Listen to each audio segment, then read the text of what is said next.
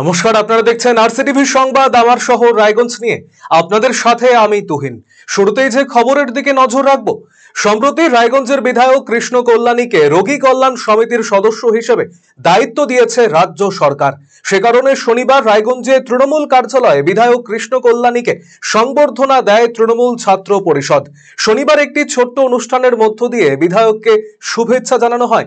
উপস্থিত ছিলেন জেলা তৃণমূল ছাত্র পরিষদের সভাপতি রন্তু দাস সহ অন্যান্যরা। রন্তুবাবু জানিয়েছেন, মমতা বন্দ্যোপাধ্যায়, অভিষেক বন্দ্যোপাধ্যায় রায়গঞ্জের বিধায়ক কৃষ্ণ কল্যাণীকে নতুন দায়িত্ব দিয়েছেন।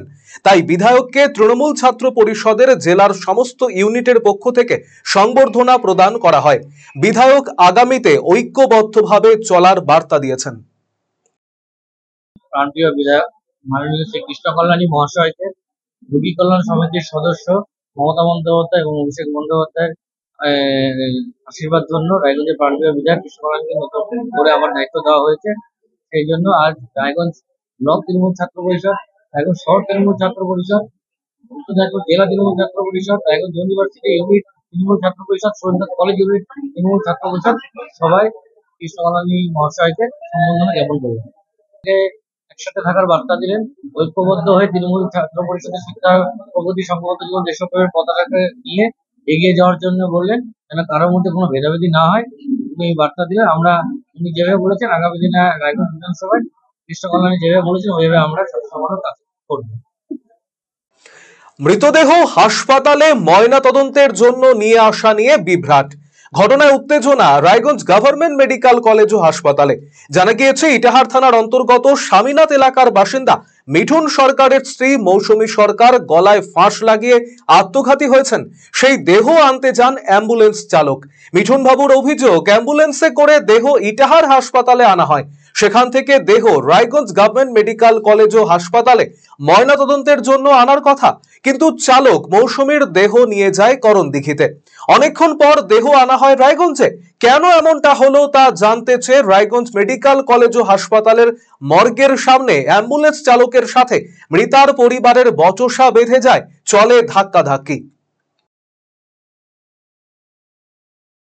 থেকে হসপিটালে, ওখানে ইটার হসপিটালে ছিল, হসপিটাল থেকে থানা ফোন করলো, এই গাড়ি নিয়ে গিয়েছে ওখানে। গাড়িতে ওখান থেকে পেশেন্ট ঠিক 9টা, 9:30, জাস্ট 10 মিনিটের দিক ওদিক হতে পারে, তো নিয়ে আসছে। তো অফিসাররা ওখানে বললো, দাঁড়া এত রূপার কিসের, গাড়ি নিয়ে বেরিয়ে এসছে। আমার লোক ছিল গাড়ির মধ্যে, আমি একজনকে বললাম যে তুই সঙ্গে যা, যখন রূপার করছে সঙ্গে যা, হসপিটালে নামিয়ে দিবে। তো এই রাজবাড়ি গেট আসার পরে আমার লোকটাকে গাড়ির থেকে নামিয়ে দিয়ে ও লাশ নিয়ে করণদিঘি গিয়েছে। কোথায় গেছে কে জানি না, বলছে এখানে এসে বললো করণদিঘি গিয়েছে। তো আমাদের কথা হচ্ছে, পেশেন্ট, ডেড পেশেন্ট তুমি এখানে নামিয়ে দিয়ে যাও, তুমি নিয়ে ঘুরে বেড়াচ্ছ, রাস্তায় যদি একটা কিছু হতো। সেটাই মহিলা পেশেন্ট আসার পরে তারপরে কি করলেন? না, এখানে আসার পরে কিছু না, ড্রাইভার ভুল স্বীকার করলো, ভুল হয়ে গিয়েছে, অত কিছু না, যা হয় আর কি। ছেলে না, মারধর ওইরকম কোনো কিছু না, একটু ধাক্কা ধাক্কি জাস্ট। আমার ছেলেরা ছিল না, হাতাহাতি ওইরকম মারপিট ঘুষাঘুষি এরকম হয়নি। যদিও অ্যাম্বুলেন্স চালক মিঠুন হাজরা জানিয়েছেন, হাসপাতালের নিয়ম অনুযায়ী কনস্টেবল এবং কাগজ না হলে দেহ গ্রহণ করা হয় না হাসপাতালে। সেই সময় করণদিঘিতে রাস্তার পাশে একটি দেহ উদ্ধারের খবর পেয়ে ইটাহারের দেহটিকে সঙ্গে নিয়েই তাড়াতাড়ি ছুটতে হয়েছিল করণদিঘিতে, তাই দেরি হয়েছে। এর জন্য মৃতার পরিবার মারধর করেছে। কল হয়েছিল এবং কালিয়াঞ্জও কল হয়েছিল, তখন এই সময় আমাদের মালিক পক্ষ বলে যে বডিটা নিয়ে আসতে হবে। তখন আমি ওই বডিটা আনতে যাই। আসার পরে এখানে আমাদেরকে নামিয়ে নিয়ে মারধর এবং ধস্তাধস্তি এবং বডি কোথায় গেছিলো, কী ব্যাপার, কী বৃত্তান্ত, এইসব বলছিল। আমার গাড়িতে 2টো বডি আছে, আপনারা দেখে নিতে পারেন। হ্যাঁ, মিথ্যার কোনো আশ্রয় নেয়নি, যেটা সত্যি সেটাই বললাম। না মানে আপনি একটা বডি ইটাহার থানার আন্ডারে সেখান থেকে আনতে গিয়েছিলেন, সেটা হসপিটালে না নামিয়ে কেন চলে গেলেন? সে এখন হসপিটালে নিয়ম হয়েছে, যদি কনস্টেবল আর কাগজ না আসে তাহলে বডি এখানে রিসিভ করা হয় না মর্গে। সেই ক্ষেত্রে আমাদের যেহেতু ওইটা রোডে পড়েছিল, এক অজ্ঞাত পরিচয়ের লোক, তার এখনো নাম পাওয়া যায়নি, আননোন বডি, সেই বডিটা রোডে পড়ে থাকাতে আমাদেরকে এমার্জেন্সি কল করাতে আমরা ওখানে ছুটে গিয়েছিলাম। তার জন্য মোটামুটি কতক্ষণ? হ্যাঁ, যাইতে আসতে তো মোটামুটি 2 ঘন্টা লাগি। এবার ওই স্পট থেকে বডি উঠাতে বুঝতে পারছেন, মিলিয়ে প্রায় 3 ঘন্টা। এখানে আসার পরে মারধর করা হয়েছে? হ্যাঁ, এখানে আসার পরে মারধর করা হয়েছে। যদিও হাসপাতাল কর্তৃপক্ষ বলছে একটি মৌখিক অভিযোগ এসেছে, বিষয়টি খতিয়ে দেখা হচ্ছে। অফিসিয়ালি যখনই আমাদের কাছে আসবে রিসিভ করে যাতে পোস্টমর্টেমটা অন টাইম করে দেওয়া হয় অ্যাজ পার গাইডলাইন, সেটা আমরা অলরেডি জানিয়ে রেখেছি। কিন্তু মর্গের সামনে আসার পরে ড্রাইভার এবং যারা স্টাফ ছিল গাড়ি তাদের উপরে চড়া হয়। সেই ঘটনাটাও কানে এসেছে। এবার যেটা বক্তব্য হলো যে ক্যাম্পাসের মধ্যে ঘটনাটা ঘটলেও অফিসিয়াল কমপ্লেন আমাদের কাছে কোনোটাই আসেনি। যখনই বাড়ির লোক আমাদের সাথে কথা বলতে চায় আমরা বলি, সেই অনুযায়ী আমাদের কাছে যখন ওনারা বলাটা স্টার্ট করলেন এভাবে যে বডিটা ইটাহার থেকে রওনা হওয়ার পর রাস্তাতেও অনেকটা সময় লেগেছে, কিন্তু আমরা সেটা নিয়েই কথা বলতে পারি, যেটা হচ্ছে আমাদের এখতিয়ারের মধ্যে রয়েছে হসপিটাল অ্যাডমিনিস্ট্রেশনের পার্ট। হ্যাঁ, যে আমাদের জুরিডিকশনের মধ্যে আমাদের হসপিটালের বাউন্ডারির মধ্যে যা ঘটবে ততটুকু, রাস্তায় কি হয়েছে না হয়েছে সেটা নিয়ে আমাদের কিছু বলার কথাও নয়। সেটা যদি আমাদের কাছে কোনো কমপ্লেন আসে আমরা ডিস্ট্রিক্ট অ্যাডমিনিস্ট্রেশনকে ফরওয়ার্ড করে দেবো। ভারতের প্রাক্তন রাষ্ট্রপতি তথা পরমাণু বিজ্ঞানী এপিজে আব্দুল কালাম বলেছিলেন, বিজ্ঞানকে বিস্তৃত করো। স্যারের সেই পরামর্শকে শিরোধার্য করে রায়গঞ্জ শহরে সায়েন্স পার্ক চালু করলেন বিশিষ্ট চক্ষু চিকিৎসক ডক্টর অশোক দত্ত। এই সায়েন্স পার্ক বা ছবিঘর উদ্বোধন করে স্যার এপিজে আব্দুল কালামের স্মৃতিচারণা করলেন ডক্টর দত্ত। শনিবার রায়গঞ্জ শহরের উদয়পুরে প্রায় 2.5 বিঘা নিজস্ব জমিতে এই সায়েন্স পার্কের উদ্বোধন করা হয়। উদ্বোধনী অনুষ্ঠানে ডক্টর অশোক দত্ত ছাড়া উপস্থিত ছিলেন বেনারস থেকে আগত অধ্যাপক পরিমল দাস, জেলার মুখ্য স্বাস্থ্য আধিকারিক পূরণ কুমার শর্মা, রামকৃষ্ণ আশ্রমের অধ্যক্ষ স্বামী পরেশাত্মানন্দ মহারাজ সহ অন্যান্য বিশিষ্ট মানুষজন। উদ্যোক্তা অশোক দত্ত জানিয়েছেন, এই সায়েন্স পার্কে পদার্থবিদ্যা, রসায়নবিদ্যা, জীববিদ্যা সহ বিভিন্ন আইন কানুন সংক্রান্ত মডেল প্রদর্শন করা হয়েছে। এই জেলার পাশাপাশি অন্যান্য জেলাতেও এমন কোনো উদ্যোগ নেই বলেই দাবি অশোক বাবুর। তিনি আরো জানিয়েছেন, এই আয়োজনের জন্য প্রথমত প্রয়োজন ছিল বড় মাপের জমি। পারিবারিক জমিতে এই আয়োজন করেছেন তিনি। এদিন ভারতের প্রাক্তন রাষ্ট্রপতি তথা পরমাণু বিজ্ঞানী এপিজে আব্দুল কালামের স্মৃতিচারণা করেছেন অশোক বাবু। অশোক বাবুর স্ত্রী এপিজে আব্দুল কালামের থেকে পুরস্কৃত হয়েছেন। সেই সময় প্রাক্তন রাষ্ট্রপতি এই কাজের জন্য তাদের উৎসাহিত করেছিলেন। তারপরই এই চিন্তা ভাবনা শুরু হয়। এই সায়েন্স পার্কে রয়েছে মুন ওয়াক, মিউজিক্যাল র্যাম্প, 10 মাথার কেরামতি, ভিবজিওর উইথ ওয়াটারফল, জানালা দোলনা সহ অনেক কিছু। 2.5 বিঘা জমির ওপরে তৈরি হয়েছে এই পার্কটি। 50-এর ওপরে রয়েছে মডেল। এখানে শিশুরা মজার সাথে সাথে বিজ্ঞান সম্পর্কে জ্ঞান অর্জন করতে পারবে। এই উদ্যোগকে সাধুবাদ জানিয়েছেন অনুষ্ঠানে উপস্থিত সমস্ত অতিথিরা। আমরা একটা সায়েন্স পার্কের উদ্বোধন করছি। আমাদের জেলাতে এই রকম ব্যবস্থা আছে বলে আমার জানা নেই। আমাদের জেলা কেন, আমাদের আশেপাশের জেলাগুলোতেও আছে বলে মনে হয় না। এখানে ফিজিক্স, কেমিস্ট্রি, বায়োলজি এবং আদার্স যে রুল লজ যার উপরে বেস করে সমস্ত কিছু চলছে, সেই জিনিসগুলোকে বিভিন্ন মডেলের মাধ্যমে আমি বাচ্চাদের কাছে তুলে আনতে চাচ্ছি, যাতে বাচ্চারা সায়েন্সের প্রতি ইন্টারেস্ট পায় এবং পড়াশোনায় আগ্রহ আসে। তো সেই জিনিসটা আমাদের এই জেলাতে অভাব বোধ হয়েছে। আমার মনে হয়েছে যে সেই জায়গার থেকে এটা আসা, আর তার সাথে এটা তৈরি করবার জন্য যে জিনিসটা দরকার ছিল সেটা হলো কিছু ল্যান্ডের দরকার ছিল। এটা আমার বাবার, আমার মিসেস এবং আব্দুল কালামজির ইচ্ছে এবং বাবা মার ইচ্ছে যাতে জায়গাটা ভালোভাবে ইউটিলাইজ হয়, সেই সমস্ত ইচ্ছের একটা কম্বিনেশন হিসাবে আজকে এই সায়েন্স পার্কটা তৈরি হয়েছে। তাতে বিভিন্ন মডেল আছে, যেই মডেলগুলোর মধ্যে ইন্টারেস্টিং মডেল হচ্ছে হলো মুন ওয়াক, মানে আগাচ্ছেন, এগুলো সব বাই রিফ্লেকশন থিওরি। হ্যাঁ, আগিয়ে যাবেন অথচ আপনাকে মনে হবে পিছিয়ে যাচ্ছেন। আপনার মিউজিক্যাল র্যাম্প আছে, হেঁটে যাবেন অথচ সেখানে শব্দ হবে, সারেগামাপার শব্দ হবে। আপনার একটা মানুষকে মাথা 10টা হয়ে যাবে। ভিবজিওর আছে, আমরা সবাই জানি রামধনুর রং 7টা হয়, এটুকু অবধি জানি। লাল রঙের সিগন্যাল হয়, কিন্তু সিগন্যালটা কেন লাল হয়, তার ওয়েভলেন্থটা বেশি, এগুলো আমরা সব বইয়ে পড়ি, কিন্তু আমি সেইটাকে মডেলের মাধ্যমে তুলে ধরেছি এবং সেই ভিডিওর মধ্যে আবার ওয়াটারফলের ব্যবস্থা করেছি, যাতে বাচ্চারা শুধু পড়বে, হ্যাঁ, এটার জন্য না, তার সাথে ওয়াটারফল থাকলে বাচ্চাদের আনন্দও আসবে। লেপ তোষক বালিশ বানিয়ে স্বাবলম্বী হচ্ছেন মহিলারা। রায়গঞ্জের সুভাষগঞ্জের পালপাড়া থেকে উঠে এলো এমনই ছবি। এই এলাকার একটি ছোট্ট কারখানায় মহিলা কর্মীরা দিনভর হাতে সেলাই করে লেপ তোষক বালিশ তৈরি করছেন। এতে যা আয় হয় তা জোড়াতালি দিয়ে চলছে মহিলাদের সংসার। সরকারি সহায়তা পেলে এই শিল্প বড় পরিসরে করা সম্ভব হবে বলে দাবি কারখানার মালিকের। এগুলা বেছে নিলাম যে লেপ তোষক বালিশ এগুলা বানায় বানায় বিক্রি করব। আমি চাই যে মহিলারাও পুরুষের মতো স্বনির্ভর হোক। সরকার যদি এগিয়ে আসে আমাদের বড় ব্যবসাটা আরো ভালো করতে পারবো। এখন 10-12 জন কাজ করে, তখন হয়তো 30-40 জন করাইতে পারবো।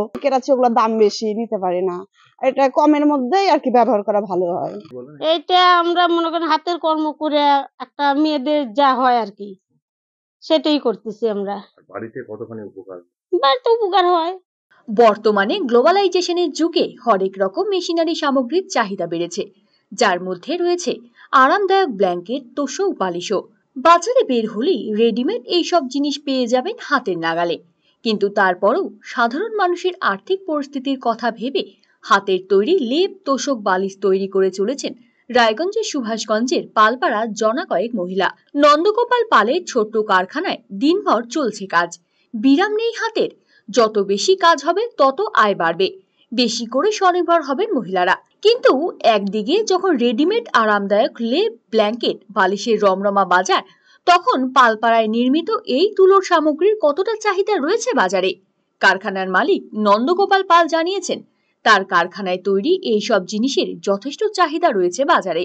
একটা সময় কাজের জন্য ঘুরছিলেন, পরে শহরের কিছু ব্যবসায়ী থেকে বরাত নিয়ে কাজ শুরু করেন। ধীরে ধীরে ব্যবসা কিছুটা বেড়েছে। এখন তার কারখানায় 10 থেকে 12 জন মহিলা কাজ করেন। সরকারি সাহায্য পেলে এই ক্ষুদ্র শিল্প আরো বড় আকার ধারণ করবে। এটা মাথায় অনেক ঘুরেছি, ঘুরে কাজকর্ম পাইনি কোথাও। তারপরে টাউনের দোকানে দোকানে ঘুরেছি, ঘোরার পরে টাউনের লোক বলল যে আমার কিছু তোষক টোষক বানায় দাও, মহিলা নিয়ে যদি অল্প টাকায় বানায় দিতে পারো আমরা কিছু টাকা বেশি দেবো তোমাকে, তোমার পেট চলে যাবে। কিছুদিন এই ভাঙাচোরার কাজে ছিলাম, তাতে দেখলাম যে আমার হচ্ছে না, সংসার চলছে না, কি করব। শেষ মুহূর্তে এইগুলা বেছে নিলাম যে লেপ তোষক বালিশ এগুলা বানায় বানায় বিক্রি করব। প্রথম অবস্থায় বিক্রি করার পরে এখন আর বিক্রি করি না, ওই টাউনে 2-4টা দোকানে দেই। মহিলাদেরকে পুরুষদেরকে দিয়ে বানালে আমার পোষাবে না, অনেক টাকা লাগবে। এর জন্য মহিলা, আমি চাই যে মহিলারাও পুরুষের মতো স্বনির্ভর হোক। মহিলা যেহেতু আমাদের ভারতবর্ষের রাষ্ট্রপতি দ্রৌপদী মুর্মু মহিলা, এই রাজ্যের মুখ্যমন্ত্রীও মহিলা, চাই যে মহিলাও সব করতে পারবে, সব কাজে এগিয়ে থাকুক মহিলারা। এই উদ্যোগেই আমি মহিলাদের বেছে নিয়েছি। না, সরকারি কোনো সুযোগ সুবিধা আমরা এখন পর্যন্ত পাইনি। সরকার যদি এগিয়ে আসে আমাদের বড় ব্যবসাটা আরো ভালো করতে পারবো। এখন 10-12 জন কাজ করে, তখন হয়তো 30-40 জন করাইতে পারবো। একটু আর্থিক দিক দিয়ে পিছিয়ে আছি, যদি একটু আর্থিক দিক দিয়ে স্বাবলম্বী হই তাহলে আরো এগিয়ে নিয়ে যেতে পারবো ব্যবসা, কর্মসংস্থানও বাড়বে। কর্মী শ্যামলী পাল জানিয়েছেন এখন যেসব অত্যাধুনিক জিনিসপত্র বেরিয়েছে তার দাম অনেকটাই বেশি। এখানে তৈরি হওয়া জিনিসপত্রের দাম নাগালের মধ্যে। এক এক দিনে 5 থেকে 6টি করে লেপ কিংবা তোষক বানাতে পারেন তারা। সকালে বাড়ির কাজ ছেড়ে কারখানায় কাজে বসেন, এতে কিছুটা স্বনির্ভর হয়েছেন তারা। এটা আমরা বানাই ভালো, আর এখন যেগুলো বের হয়েছে ওগুলোতে তো অনেক ক্ষতি আছে, আর এটা আমরা নিজেরা সব কিছু করে আর কি বানানো হয় রেডিমেড, মানুষের উপকারের জন্য। এটা ধরো অনেকের আছে ওগুলো দাম বেশি নিতে পারে না, এটা কমের মধ্যেই আর কি ব্যবহার করা ভালো হয়। কতগুলো বানানো একদিনে বানাতে পারে? একদিনে 5টা-6টা যখন যেরকম হয়। এই যে বাড়ির কাজ করার পরে এটা কিভাবে করে? ওরকম সকালবেলা উঠতে হয়, সব বাড়ির কাজ সারে টারে এখানে আসি। কতদিন ধরে করছেন? 10 বছর মতো হয়ে যাবে। সংসারের পরিস্থিতি বুঝে, একজনের কাজে তো আর হয় না। কর্মী অর্চনা ঘোষ জানিয়েছেন, এখানে লেপ, তোশক বালিশ, পাশ বালিশ সবটাই তারা হাতেই তৈরি করেন। বিগত 10 বছর ধরে তারা এই কাজ করছেন। এই পেশাই তাদের স্বাবলম্বী করেছে। সরকারি সাহায্য পেলে আরো বেশি ভালো হবে। এখানে লেপ করি, তোশক মানে বালিশ, কোল বালিশ মানে ইত্যাদি এগুলা হচ্ছে আর কি। কতদিন ধরে বানাচ্ছেন? তা 10 বছর হলো। কেমন উপার্জন হয়? ভালোই হয়। তো একদিনে কটা বানাতে পারে? একদিনে প্রায় 4টা 5টা। এইটা আমরা মনে করেন হাতের কর্ম করে একটা মেয়েদের যা হয় আর কি, সেটাই করতেছি আমরা। বাড়িতে কতখানি উপকার? বাড়িতে উপকার হয়। RCTV সংবাদ, রায়গঞ্জ। এবারে নজর রাখবো খেলার খবরে। উত্তর দিনাজপুর জেলা ক্রীড়া সংস্থা পরিচালিত আন্তঃক্লাব ক্রিকেট লিগের খেলা চলছে রায়গঞ্জ স্টেডিয়ামে। প্রথম ডিভিশনে 10টি এবং দ্বিতীয় ডিভিশনে 13টি ক্লাবকে নিয়ে শুরু হয়েছে এই বছরের ক্রিকেট লিগ। 5 দিন লিগের খেলা বন্ধ থাকার পর শনিবার থেকে ফের শুরু হয় আন্তঃক্লাব ক্রিকেট লিগের খেলা। শনিবার লিগের খেলায় পরস্পরের মুখোমুখি হয় প্রথম ডিভিশন গ্রুপ বির 2 দল, অরবিন্দ স্পোর্টিং ক্লাব বনাম ক্লাব বিপিএস। এদিন টসে জিতে প্রথমে বোলিং করার সিদ্ধান্ত নেয় ক্লাব বিপিএস। প্রথমে ব্যাট করে নির্ধারিত 9 উইকেট হারিয়ে 250 রান তোলে অরবিন্দ স্পোর্টিং ক্লাব। দলের ব্যাটসম্যান রিদম সরকার 101 বলে 76 রান এবং রানাচন্দ্র দাস 21 বলে অপরাজিত 42 রান সংগ্রহ করেন। ক্লাব বিপিএস এর বোলার বিশাল পাসওয়ান 8 ওভার বল করে 61 রান দিয়ে 4টি উইকেট এবং অপর বোলার রাহুল কুন্ডু 8 ওভার বল করে 37 রান দিয়ে 2টি উইকেট দখল করে নেন। জবাবে ব্যাট করতে নেমে 6 উইকেট হারিয়ে 251 রান সংগ্রহ করে ক্লাব বিপিএস। দলের পক্ষে 100 রান করেন স্বরূপ চন্দ। 84 বলে 111 রান করে অপরাজিত থাকেন স্বরূপ চন্দ। সৌভিক দাস 61 বলে 34 রান করেন। অরবিন্দ স্পোর্টিং ক্লাবের বোলার দেবোত্তম চক্রবর্তী 6.5 ওভার বল করে 79 রান দিয়ে 2টি উইকেট এবং সঞ্জীব দত্ত 4 ওভার বল করে 9 রান দিয়ে 1টি উইকেট তুলে নেন। এদিনের খেলায় 4 উইকেটে অরবিন্দ স্পোর্টিং ক্লাবকে হারিয়ে জয়লাভ করে ক্লাব বিপিএস। 17 রান করার সুবাদে ম্যান অব দ্য ম্যাচের শিরোপা পায় ক্লাব বিপিএস এর স্বরূপ চন্দ। রবিবার লিগের খেলায় পরস্পরের মুখোমুখি হবে প্রথম ডিভিশন গ্রুপ এর 2 দল, বীরনগর উন্নয়ন সমিতি বনাম প্রতিবাদ ক্লাব। আমার শহর রায়গঞ্জ এখনকার মতো এই পর্যন্তই। পরবর্তী খবরের জন্য নজর রাখুন শুধুমাত্র RCTV সংবাদে। নমস্কার।